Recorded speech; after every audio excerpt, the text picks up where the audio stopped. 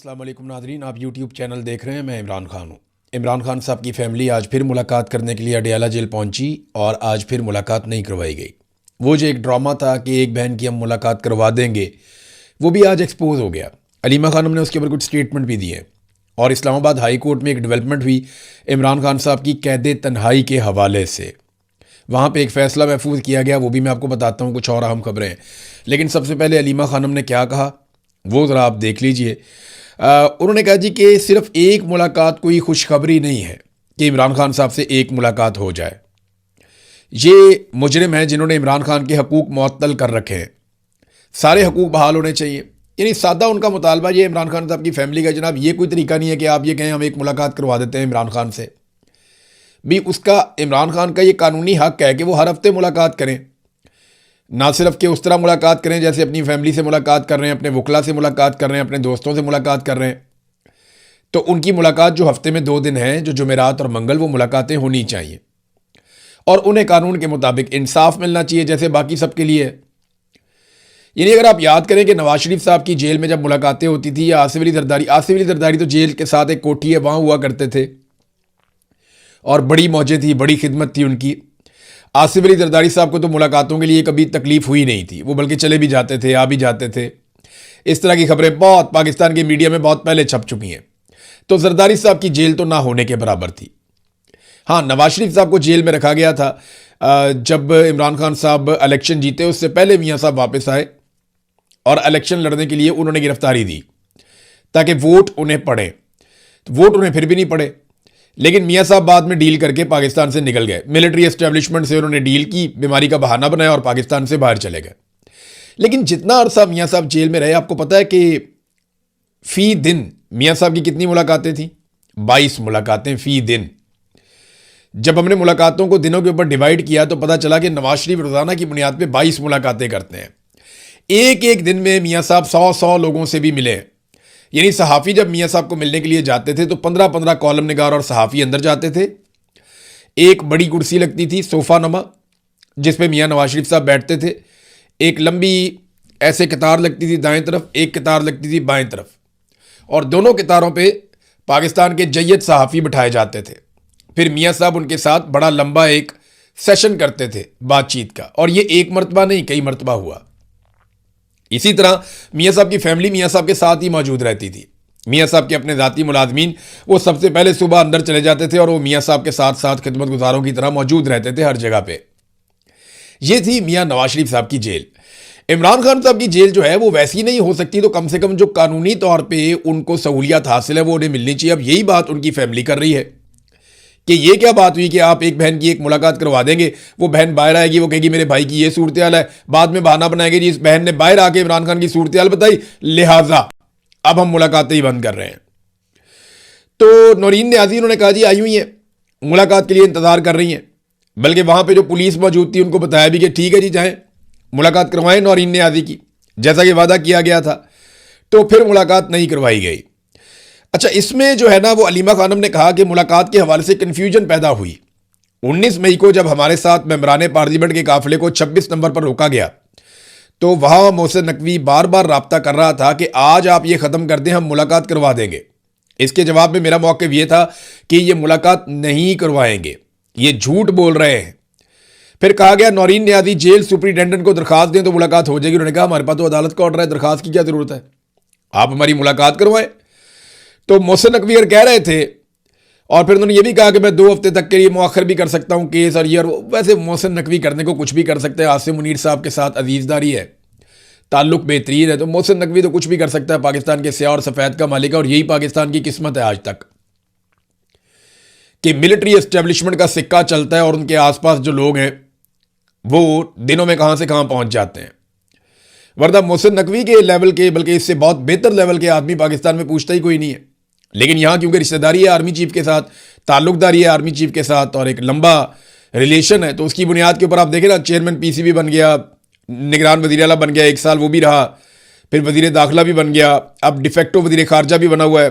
तो सारा कुछ मोहसिन नकवी को दिया आसिम मुनीर साहब ने, लेकिन बदले में मोहसिन नकवी ने क्या दिया वो पता चलेगा, वक्त बताएगा कि तारीख के अंदर किसको क्या लिखा जाता है। फिर वो कहते हैं जी हमें ये बताया गया है कि इनका इरादा है कि एक बहन की मुलाकात करवाएं और जब वो बाहर आकर इमरान खान का कोई पैगाम दे तो 6 महीनों के लिए इमरान खान को फिर कैद तन्हाई में डाल दें और ये कहें जी हमने तो मुलाकात करवा दी थी। जनाब इमरान खान साहब को उनके आईनी और कानूनी हकूक मिलने चाहिए और जिद्दोजहद इस बात के लिए होनी चाहिए, उनको डॉक्टरों तक रसाई होनी चाहिए, उनके अपने डॉक्टर जाएँ जाके इमरान खान को चेक करें और बाकायदा उनका ठीक तरीके से इलाज करवाया जाए। वो साबिक वज़ीर आज़म है पाकिस्तान के। तो ये तो नादरीन इमरान खान साहब की मुलाकात का मामला है। अब जरा आप देखिए कि अदालत में क्या हुआ। सलमान सफदर साहब ये जो केस है अदालत के अंदर चल रहा है उसमें दोबारा पेश हुए कि जी कैद तन्हाई में आपने क्यों रखा हुआ है बुशरा बीबी को भी और इमरान खान को भी। तो उन्होंने जो स्टेटमेंट दिया अदालत में वो बड़ा इंपॉर्टेंट है। सलमान सफदर ने अदालत को बताया कि इमरान खान साबिक वज़ीर आज़म है, 74 साल के हैं, उनकी टांग में गोली लगी है और एक आंख की नज़र ज़ाया हो चुकी है। जेल में कैद तन्हाई में रखा गया है, कोई ट्रायल कोई मुलाकात नहीं हो रही, टीवी नहीं है, कोई इंसानी राब्ता नहीं है। इमरान खान ने मुझे खुद बताया कि उन्हें 22 घंटे और बुशरा बीबी को 24 घंटे कैद तन्हाई में रखा जाता है। 7 महीने से ज़ायद कैद तन्हाई एक बड़ी खौफनाक बात है।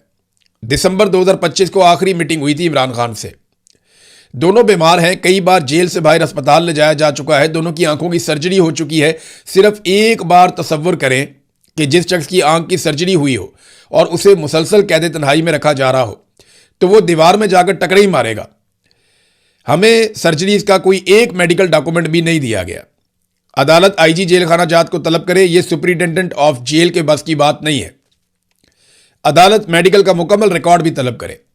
ये जो है ना जेलर शेलर, सुपरिटेंडेंट ऑफ जेल, ये आईजी जेल खाना जात, ये सारे जेलों में ही जाएंगे। ये जिस वक्त पाकिस्तान की काया पलटनी है ना तो बेशुमार लोग जो जेलों में जाने ना उसमें इस किस्म के सहूलतकार भी जेलों में जाएंगे और ये बड़े आराम से कहेंगे जी हमें तो जनाब कर्नल साहब कहते थे, हमें जनाब फलाना कहता था। उनका नामो निशान भी नहीं मिलना बाद में, क्योंकि कोई आपको लिख कर नहीं कहता कि आप ये नाइंसाफ़ी और जुल्म करें। इससे बेहतर है कि आप यहां से रिजाइन करके चले जाएं या आप यहां से अपना तबादला करवा लें। लेकिन मर्जी है, ये अपने आप को खुद ब्यूरोक्रेसी, पुलिस, ये सारे लोग अपने आप को खुद पेश करते हैं सिस्टम की खिदमत के लिए कि जनाब हमसे काम करवा लें और बस हमें माफ़ कर दें, हम जो करप्शन करते हैं, कोई 2 नंबरी करते हैं तो उसके ऊपर आप नज़र ना डालें। तो नाजरीन ये खादिम हुसैन सुमरू साहब की अदालत के अंदर इस्लामाबाद हाई कोर्ट में ये मौक़िफ़ इख्तियार किया पाकिस्तान तहरीक इंसाफ के वकील ने या इमरान खान साहब के वकील ने। अब उसमें जो जज साहब हैं उन्होंने फैसला महफूज कर लिया इन दरखास्तों के ऊपर और जज साहब ने रिमार्क्स दिए कि नैब मुकदमात में कैद तन्हाई नहीं होती। मैंने दोनों फैसले देखे हैं, कैद तन्हाई की कोई सज़ा नहीं है। पहले ये तय करेंगे कि दरखास्तें काबिल समात हैं या नहीं हैं। अगर दरखास्तें काबिल समात करार पाई तो फिर जेल हुकाम को नोटिस जारी करके तलब कर लेंगे। तो ये नादरीन यहाँ पे आके मामला रुक गया। अब ये पता चलता है कि फैसला क्या जो महफूज किया गया उसमें देखिए अदालत से 26वीं 27वीं आईनी तरमीम के बाद अब अदालत से उम्मीद तो कोई नहीं है। ये बात आप मेरी लिख कर रख लें कि जब तक आसिम मुनीर साहब की तरफ से ग्रीन सिग्नल नहीं आएगा कोई भी अदालत इमरान खान की मुलाकात का हुक्म नहीं देगी और अगर देगी भी तो मुलाकात नहीं होगी। ये सारा निज़ाम आसिम मुनीर साहब ने जकड़ लिया। याद रखिएगा एक एक चीज़ जो है ना वो उनके ज़रिए से और उनके लोगों के ज़रिए से हो रही है। ये हुकूमत खुद अपने मुंह से एक मरतबा नहीं बार बार कह रही है कि ये हाइब्रिड निज़ाम है, इसको मिलिट्री एस्टेब्लिशमेंट या जर्नैल चला रहे हैं, अपनी मर्जी से चला रहे हैं, हम इस पे बड़े खुश हैं। ये जितने सियासतदान हैं ना ये सारे सहूलतकार हैं। दरअसल जो कार्रवाई डाली जा रही है या काम किया जा रहा है वो आसिम मुनीर साहब और उनके चंद जर्नैल या उनके चंद साथी हैं। ये मिलकर पूरे निज़ाम को ना सिर्फ कंट्रोल कर रहे हैं बल्कि बड़े छोटे तमाम फैसले भी कर रहे हैं। अब इन्होंने मुलाकातों पे पाबंदी लगाई और वजह यह है कि इमरान खान साहब जेल से जब बोलते हैं तो ऐसा लगता है कि कोई शेर धाड़ा है। जब वो जेल से बोलते हैं तो इनकी टांगें कांप जाती हैं सबकी। जब वो जेल से बोलते हैं तो इनके ऐवान लरस जाते हैं। जब वो जेल से बोलते हैं तो इनका बना बनाया बयानिया जो है वो बढ़ जाता है, इनके पल्ले कुछ नहीं बचता। लिहाजा इन्होंने कहा जी इमरान खान साहब का जेल से बोलना भी बंद करवाओ और उनका कोई पैगाम बाहर नहीं आने देना। अच्छा, ये सारा कुछ इसलिए भी किया जा रहा है कि इमरान खान को कमज़ोर किया जाए और ज़हनी तौर पे इस बात पे कायल कर लिया जाए कि जनाब आप अब बस कर दें और आप हमारे साथ डील कर लें। तो बहुत सारी ऑफर्स हुई हैं। इमरान खान रास्ता तो निकालेगा, मिलिट्री एस्टेब्लिशमेंट के साथ बैठ के रास्ता तो निकालेगा। बहुत सारे लोग कहते हैं उन्हीं से क्यों बात करना चाहते हो, भाई उन्होंने ही गंद मारा है, उनसे ही बात करनी है। या तो किसी को लगता है कि शहबाज शरीफ इतना ताकतवर है, नवाज शरीफ इतना ताकतवर है, जरदारी इतना ताकतवर है, ये सारे खड़े हो सकते हैं, डट सकते हैं फौज के खिलाफ और इमरान खान के साथ बैठ के मुस्तकबिल का लायामल तय कर सकते हैं, तो फिर तो कर लें। तो जब मिलिट्री एस्टेब्लिशमेंट ने ही सबको दीवार के साथ लगाया हुआ, तो उन्हीं के साथ बात करके उनको क्यों ना निकाला जाए बीच में से कि यार बहुत हो गया कौम के साथ मजाक, बस कर दो। तो मैंने आपसे कहा था 3 फैक्टर्स हैं। नंबर 1 मुआशी दबाव, नंबर 2 बैरूनी दबाव, नंबर 3 अवामी दबाव। मुआशी दबाव से ये निकल नहीं पा रहे और बाकी दोनों दबाव अभी तक नहीं बन पाए। पाकिस्तान तहरीक इंसाफ कोई तहरीक चलाती हुई तो दिखाई दे नहीं रही। जिन लोगों ने तहरीक चलानी थी वो जेलों में। यास्मीन राशिद साहिबा के हवाले से उल्टपटांग किस्म की खबरें आई। कुछ लोगों ने खबर छाप दी कि खुदा न खास्ता उन्हें कुछ हो गया जेल के अंदर। ऐसा नहीं है, ये खबर झूठी है। वो बहुत बहादुर खातून है, उन्होंने बहुत मुकाबला किया है और मुस्कुराते हुए मुकाबला किया है। 2 मरतबा उन्होंने कैंसर को शिकस्त दी है और जितनी बड़ी बीमारी से वो गुजरी हैं, इसके बावजूद जिस तरह वो कभी बैठी नहीं, वो चलती रहती हैं, हमेशा वॉक करती रहती हैं, अपने आप को एक्टिव रखती हैं। लेकिन अब मेरे पास ये इतला है कि वो काफ़ी अजियत में है, बहुत तकलीफ में है और अब उन्हें चलने फिरने में भी दिक्कत होती है। वो ज़्यादा देर तक नहीं चल सकती जैसे पहले वो वॉक करती थी। अब वो थोड़ा सा चलती है, फिर उन्हें बैठना पड़ता है, लेकिन वो बज़िद है कि वो अपने पैरों पर ही चलती रहेंगी। तो बड़ा जुल्म किया यास्मीन राशिद साहिबा के साथ। लोड शेडिंग के बाद उनके जेल का सेल एक तारीख घुटनज़दा कब्र का मंजर पेश करता है। ये आयशा अली भुट्टा साहिबा ने लिखा। लाहौर में अजियतनाक लोड शेडिंग हो रही है और डॉक्टर यास्मीन राशिद की तबीयत खराब है, लेकिन वो नाकाबिले यकीन हद तक मजबूत आसाब की मालिक है। झूठा प्रोपेगेंडा उनके बारे में किया जाता है, लेकिन सच्ची बात यह है कि वो बहुत बहादुर खातून है। उनसे एनर्जी मिलती है सबको, चाहे आपका पाकिस्तान तहरीक इंसाफ से ताल्लुक है या नहीं है। अगर आप यास्मीन राशिद को देखते हैं तो आपको एनर्जी मिलती है, आपको ताकत मिलती है, आपको हौसला मिलता है कि अगर ये खातून इस उम्र में इन बीमारियों के साथ मिलिट्री एस्टेब्लिशमेंट के जुल्म और जबर के सामने डट कर खड़ी हो सकती है ना, तो फिर ईमान मजारी भी मार खा लेगी और मारंग बलोच भी मार खा लेगी। यास्मीन राशिद ने साबित कर दिया कि वो कितनी ताकतवर है। मेरी उनसे टेलीफोन पे एक दफ़ा बात हुई, वो पेशी पे आई हुई थी, मैं जेल में था। तो उन्होंने जिस अंदाज में मेरे साथ बात की, मुझे 1-2 दिन महसूस हुआ कि यार क्या बात है इनकी। मैं वही सोचता रहा बैठ के जेल में कि कितनी मजबूत खातून है। यानी जो खुद गिरफ्तार हैं, जिनको पकड़ा हुआ है, वो किस तरह बाकी लोगों को हिम्मत और हौसला दे सकती हैं। बहुत ज़बरदस्त खातून है। अल्लाह ताला उनके लिए आसानी पैदा फरमाए, अल्लाह ताला उन्हें लंबी ज़िंदगी अता फरमाए और अल्लाह ताला उनको दिखाए वो फतह जिसके लिए वो लड़ रही हैं। तो नाज़रीन, ये यास्मीन राशिद साहिबा की सूरत हाल है। अफसोसनाक बात है, काफ़ी बीमार है, लेकिन निज़ाम को किसी किस्म का कोई एहसास नहीं है। पाकिस्तान तहरीक इंसाफ के दौर में बहुत तनकीद होती थी नाज़रीन। हमारे बहुत सारे सहाफ़ी, बहुत सारे लोग जो हैं दानिश्वर, वो लापता अफराद इस पर बहुत बात करते थे। लेकिन आप देखें आजकल लापता अफराद पहले से बहुत ज़्यादा हैं, लेकिन कोई बात नहीं करता। आजकल तो सियासतदानों को लापता कर दिया जाता है, जाने माने लोगों को लापता कर दिया जाता है, सहाफ़ियों को, शायरों को लापता कर दिया जाता है, वकला को लापता कर दिया जाता है, लेकिन कोई नाम लेने के लिए तैयार ही नहीं है। आजकल कोई लापता अफराद की बात ही नहीं करता। तो असद कैसर साहब ने बताया कि अपने दौरे हुकूमत में इमरान खान साहब ने 400 लापता अफराद को बाजियाब करवाया था और यह बात उन्होंने कोयटा के अंदर बैठकर कही। अब बताए ना, इमरान खान साहब का जो दौरे हुकूमत है वो शहबाज शरीफ से तो बहुत छोटा है। वो 3.5 साल रहे हैं, इनको तकरीबन 4.5 साल होने वाले हैं। तो शहबाज शरीफ ने अपने दौरे हुकूमत में किसको बाजियाब करवाया? किसी को भी बाजियाब नहीं करवाया। जबकि इमरान खान साहब के दौरे हुकूमत में 400 लापता अफराद को बाजियाब करवाया गया। ये असद कैसर साहब ने और जुनैद अकबर साहब ने बैठकर इसके ऊपर स्टेटमेंट दिया और ये इंकशाफ किया है। लेकिन उस वक्त सब रोला डालते थे। आज पता है पाकिस्तान में जमहूरियत की सूरत हाल क्या है, आज़ादी की सूरत हाल क्या है? 2 लोग होटल पे बैठे हुए थे रहीम यार खान में, रहीम यार खान पंजाब, मरियम नवाज जहां टिकटॉकर हुकूमत कर रही है, जाली हुकूमत। तो रहीम यार खान में 2 लोग बैठे हुए थे होटल पे, वो हुकूमत की बुराइयां कर रहे थे। पुलिस लगी, उठा के जाके पर्चा डाल दिया उनके ऊपर कि जनाब ये जो 2 लोग हैं ये सरकार के खिलाफ गुफ्तगू कर रहे हैं, हुकूमती लोगों के खिलाफ गुफ्तगू कर रहे हैं और जो गुफ्तगू कर रहे हैं वो नाजेबा गुफ्तगू है, लिहाजा जनाब बंदा उठाया, गिरफ्तार कर लिया। कि अवामुन्नास जो है वो काफ़ी गमो गुस्से में है। अवामुन्नास जितनी गमो गुस्से में तुम लोग सोच भी नहीं सकते। ज़रा अवाम को आप इजाज़त दें कि आपके ऊपर कोई मुकदमा नहीं होगा और फिर उनके सामने माइक करें तो वो बताएंगे कि उन्हें असल में गमो गुस्सा किसके ऊपर और किस नौयत के वो अलकाबात से नवाजते हैं, वो भी आप देख लीजिएगा। बहरहाल पुलिस ने बंदा पकड़ा, मुकदमा दर्ज कर लिया और यही आज की सबसे बड़ी हकीकत है कि मार्शल लॉ प्लस पाकिस्तान में लगा हुआ है। मार्शल लॉ भी नहीं है, मार्शल लॉ प्लस है। और मिलिट्री एस्टेब्लिशमेंट जिनका काम पाकिस्तान की हिफाजत करना है, वो किन कामों पे लगे हुए हैं। देखिए, इंडिया ने पानी बंद किया हुआ, किसी ने कुछ किया? पहले एक स्टेटमेंट मुसद्दक मलिक से दिलवाया गया, अब एक स्टेटमेंट बिलावल से और एक स्टेटमेंट इंफॉर्मेशन मिनिस्टर से दिलवा दिया गया। वजह क्या है? ताकि जो DGISPR का स्टेटमेंट है ना, तुम हमारा पानी बंद कर दोगे, हम तुम्हारी सांस बंद कर देंगे, वो वाला जो स्टेटमेंट है ना, उसको टोन डाउन करना है। तो उसके मुकाबले में बिलावल का स्टेटमेंट आ रहा है, मुसद्दिक का स्टेटमेंट आ रहा है, तारड़ का स्टेटमेंट आ रहा है, ताकि वो जो DGISPR को बार बार लोग याद दिलाते हैं ना, याद दिलाना चाहिए। जरा ये देखें, आप दोबारा सुने, आपके DGISPR ने क्या कहा था, जब इंडिया पाकिस्तान का पानी बंद करेगा तो वो क्या करेंगे, सुने। हिंदुस्तान का मोदी कहता है कि हम तुम्हारा पानी बंद कर देंगे, तुम हमारा पानी बंद कर दोगे, हम तुम्हारा सांस बंद कर देंगे।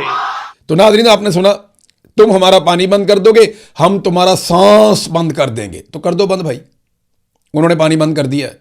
राणा सनाउल्लाह ने भी गवाही दे दी है, बिलावल ने भी गवाही दे दी है, मुसद्दिक ने भी गवाही दे दी है, तारड़ ने भी गवाही दे दी है। इंडिया से पानी खुलवाएं, आपके बड़े ताल्लुकात है दुनिया में।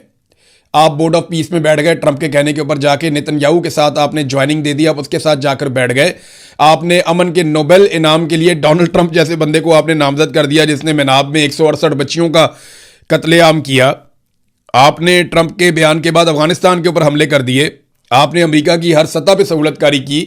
अब इतने ताल्लुकात बनाए तो थोड़े से पाकिस्तान के लिए भी इस्तेमाल कर दें, कि अपनी हुकूमत बनाने के लिए आपने इस्तेमाल करने और बचाने के लिए इस्तेमाल करने हैं, या सारे ताल्लुकात इमरान खान से बचने के लिए आपने इस्तेमाल करने हो, पाकिस्तान को बचाने के लिए, पाकिस्तान का पानी बचाने के लिए भी थोड़ा सा ताल्लुक इस्तेमाल कर लें।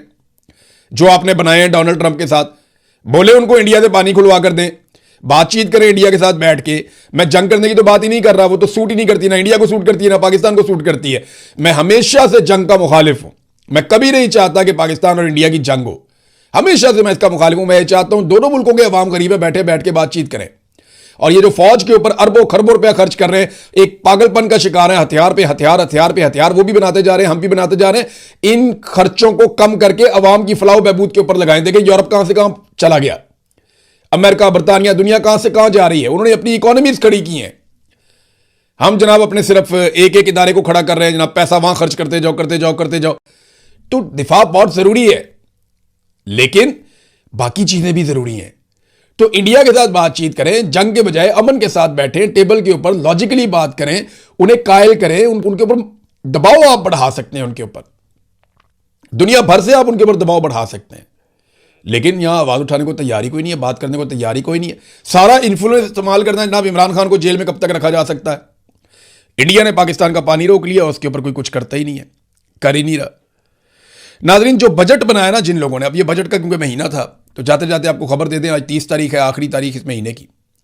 तो जिन लोगों ने बजट बनाया था ना, उन्हें 6-6 तनख्वाहें दे दी गई वफाकी हुकूमत की जानिब से।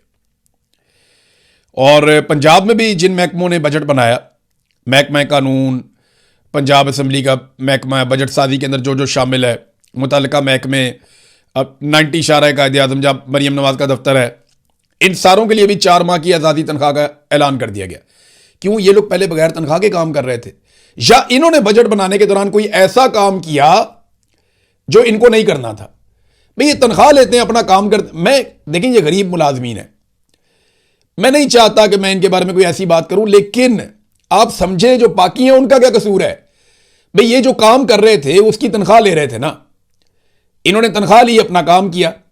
अगर बहुत अच्छा काम किया, आप इनको बोनस दे सकते हैं, आधा एक बोनस दे सकते हैं, फिर आप पूरे सूबे को दें ना, पूरे मुल्क के सरकारी मुलाजमीन को आप दें, ताकि सरकारी मुलाजमीन जो है उनके साथ एक जैसा सलूक हो। बाकी महकमों में भी लोग काम कर रहे हैं, पुलिस में भी काम कर रहे हैं, डाकखाने में भी काम कर रहे हैं, अस्पतालों में भी काम कर रहे हैं, सफाई सुथराई का भी काम कर रहे हैं, हाउसिंग में भी काम कर रहे हैं, जंगलात में भी काम कर रहे हैं, वाइल्ड लाइफ में भी काम कर रहे हैं। तो बेशुमार महकमों के अंदर बेशुमार लोग काम कर रहे हैं। तो आप सिर्फ जनाब इनको 6-6 तनख्वाहें आप इजाफी क्यों दे रहे हैं? क्या कोई चोरी का सामान जाए जिसको आपने इधर से उधर करवाया इनसे? कोई 2 नंबरी करवाई है आपने इनसे? ये तो बादशाहत वाला एटीट्यूड है, और ये सूट नहीं करता। यानी ये तनख्वाह लेकर एक आदमी काम करे, इनकी तनख्वाहें जो है 6-6 तनख्वाहें हम इनको ज्यादा दे रहे हैं। क्यों दे रहे हैं? मैं इसकी मुखालफत इसलिए भी नहीं कर सकता ज्यादा कि गरीब मुलाजमीन है बेचारे, लेकिन मेरा यह मानना है कि बाकियों का क्या कसूर है? भाई अगर आप बहुत ही राजी हो गए, आपको लगता है इन्होंने बहुत अच्छा काम किया है, तो आप सबको एक बोनस देते हैं या सबको कुछ ना कुछ आप दें। लेकिन आप एक जगह पे 6 माह की तनख्वाहें दें और बाकी लोग जो हैं वो सिर्फ वो खबर पढ़ें बैठ के। तो ये नामुनासिब है। नाज़रीन, दोहा कतर के अंदर डोनाल्ड ट्रंप के दामाद और उनके खसूसी नुमाइंदे विटकोफ यानी विटकोफ पहुंच गए हैं और जैरेड कुशनर डोनाल्ड ट्रंप के दामाद वो पहुंच गए हैं। ईरान से कोई टेक्निकल वफद जाएगा मुलाकात करने के लिए, लेकिन अभी तक कुछ चीज़ें तय नहीं हुई। जैसे ही मामला आगे बढ़ता है तो मैं आपके साथ शेयर करता हूँ। अब तक के लिए इतने, अपना ख्याल रखिएगा, अपने इस चैनल का भी